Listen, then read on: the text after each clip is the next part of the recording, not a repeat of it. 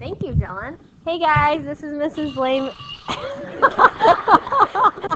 This is Mrs. Lehman from Math. Mrs. Lehman, and Dylan's on our sound system today. Having a few technical difficulties there, so that was a great thing. Thank you though for your help. Today we are starting Module 4 because we just finished Module 3, and the kids have worked on their tests for the past few days, and we reviewed it and all that good stuff. So anyway, welcome. We're going to do a throwback bell ringer where we talk about prime and composite numbers. So prime numbers mean that they only have factors of one and itself, okay? So for example, which of these following numbers only have factors, meaning it's only divisible by one and itself, or you can only multiply one and itself to get that number as a product? Drake, well, first of all, is 3 prime or composite? Prime, very good. What about 4, everybody? Composite. 5, prime. 6, 7, 8, 9, good. 10, very nice. All right, what do we call numbers that have factors other than one and itself? Katie? Composite, very good. And list the factors of 12. Not to be confused with multiples. Multiples are when you skip count by 12, right? Factors of 12 mean what are the numbers we can use to multiply to get 12? Caleb? 3 times 4, 6 times 2, and 1 times 12. Very good. So we would list those in order from least to greatest. So we would say 1, 2, 3, 4, 6, and 12. All right, any questions on that? All right, your homework tonight is doing those exact skills, okay? So, again, your homework's a little bit of a review of Module 2, I believe. All right, any questions on this? Or maybe it was early Module 3. It's all blending together, but either way, that's what your homework is. It's a skill that's not going away. Today what we're going to do is we're going to go old school. Back in the day, before we had module books, kids actually had to take notes. We are waiting on module books to be printed. There was a little bit of a delay, which is fine. So what we're going to do is take notes on paper. I have paper for everyone. You're going to write lesson 3, the relationship of multiplication and division at the top. We're going to pause this video while we get that all taken care of. All right, that took us a way long time. Now we are going to look at these exercises where we study the relationship between multiplication and addition, and it's going to seem like we took you back to 2nd grade and maybe even 1st, where life was super simple and you just had to add some blocks together or something. All right.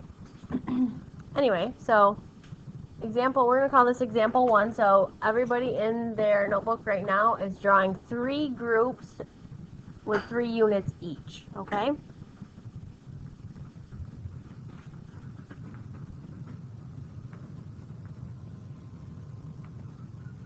Okay, who can tell me what the 3 groups of 3 would look like as an addition expression? A math sentence with addition. How would we write that as an addition problem? Caleb, nice and loud. 3 plus 3 plus 3. Perfect. So everybody on your paper right now, write 3 plus 3 plus 3. Who can tell me what that same expression would look like as a multiplication problem? Genevieve, nice and loud. 3 times 3, very good. We're going to use the dot here because we are, as I like to say, dipping our big toe in the pool of algebra. All right, we're just testing the waters a little bit, and we're going to start using some variables, and it gets less confusing when we stop using the x for multiplication. We have different options here. All right, so for question 2, or example 2, I want you to draw 2 groups with 8 each.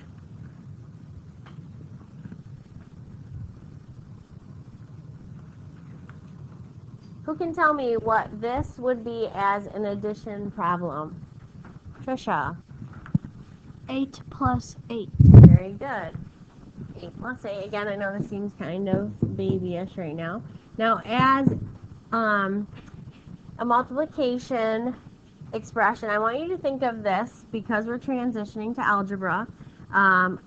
We have two groups. Everybody write this down, please. Two groups of 8. And that word of implies multiplication when you're talking about writing expressions. So we have two groups of 8.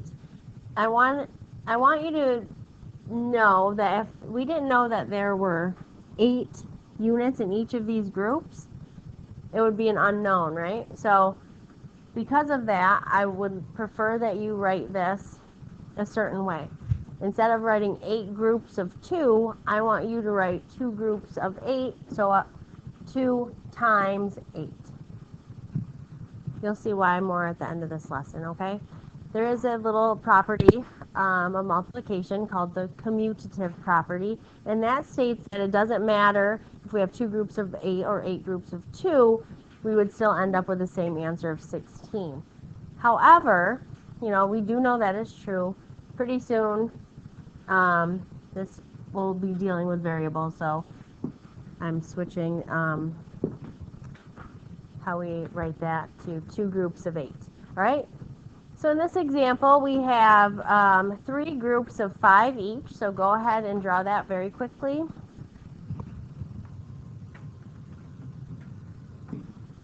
Okay, so we have 3 groups of 5. How would we write that as an addition expression? LJ? 5 plus 5 plus 5. Very good. So 5 plus 5 plus 5. And as a multiplication sentence, think of it as 3 groups of 5.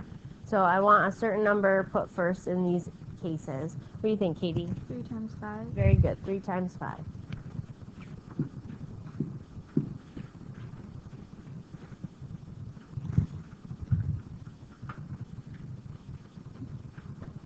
We are going to skip the next example because nice job editing this module, New York State. It's the same exact example we went over earlier. So we are going to, if you had your module book, flip to the next page where we are going to work on what we're going to call example 4. All right, so on your paper where you're taking notes, we're going to do example 4. And on here, it's 6 plus 6. Now, if we wanted to write that as a multiplication expression, instead of drawing the picture, we're just using the numbers now. Instead of 2 groups of 6 being drawn, we're just writing 6 plus 6. How would I write that as a multiplication expression? I'm still paused. Are you sure? No? I'm still recording. But thanks for checking, Dylan. All right, Maria, how would I write that as a multiplication expression? 2 times 6. Very good. 2 groups of 6, otherwise known as 2 times 6. Whoa, that was fun. That all back in the proper place. All right, so 2 times 6. All right, we have example 5. We have 3 plus 3 plus 3 plus 3 plus 3 plus 3. So 3 being added together, a total of 6 times. So write that out on your paper, please.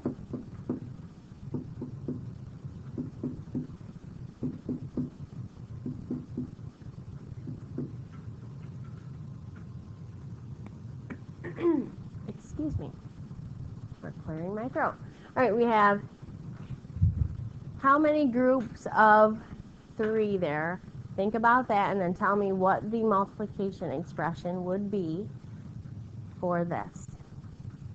Who hasn't answered one on here yet today? I think you all have. Jade, I think it's your turn. All right, go ahead. 6 times 3. Very good, beautiful. You guys getting the hang of this? It's pretty easy, right? Nothing new, really. So let's change our way of thinking and go down to, let's go to what would have been D, or we're going to call it example 6. All right. All right, 6 times 2. 6 groups of 2. How would we expand that out as an addition expression? How would I expand that out, Dylan? Nope, not in this case. We're Plus 2, plus 2, plus 2, plus 2, plus 2. yeah, very good. So we're going to do it that way because this would be 6 groups of 2. So 2 plus 2 plus 2 plus 2 plus 2 plus 2.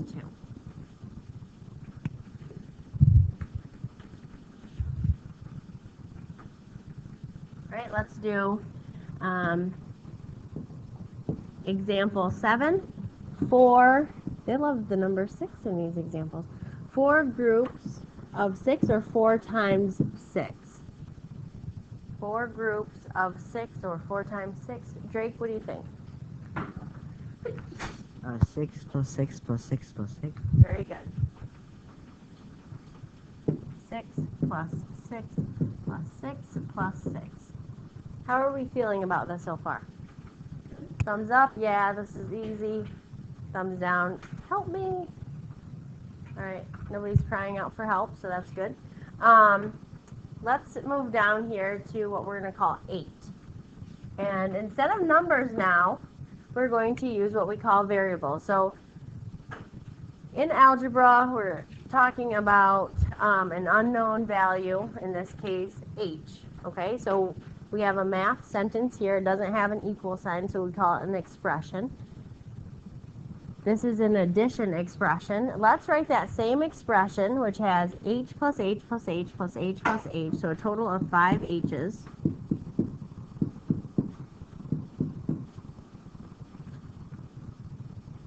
Who can tell me how I would write that as a multiplication? How would you think? I know this is the first time you've ever written an algebraic expression. How do you think we would write that, Genevieve, as multiplication? H times 5. Okay, now in algebra, when we're dealing with variables, we're actually going to always put the number out in front. Okay, it's how that should be formatted. So we're going to have 5h, all right? Now you'll notice we do not have times in there. We don't use the dot because this little fancy thing is called a coefficient.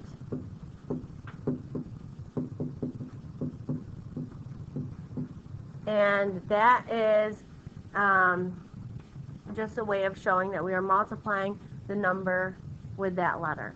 Right? So if you ever see a number and a letter squished up next to each other and there's no operation symbol, that means it's being multiplied, okay? And you always put the number out in front of the letter.